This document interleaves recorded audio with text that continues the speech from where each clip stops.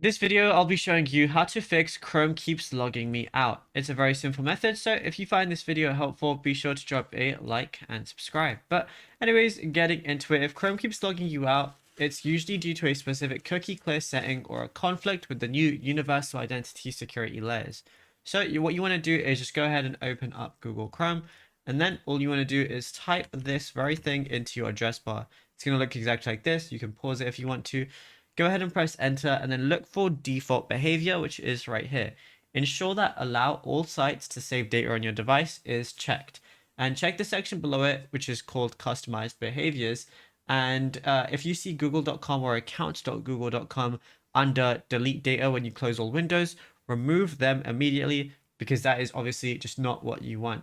And also, if check any installed applications like Game Optimizer or anything like that, and just uninstall them because they can be interfering as well. And yeah, it's as simple as that. Now, if you found this video helpful, be sure to drop a like and subscribe.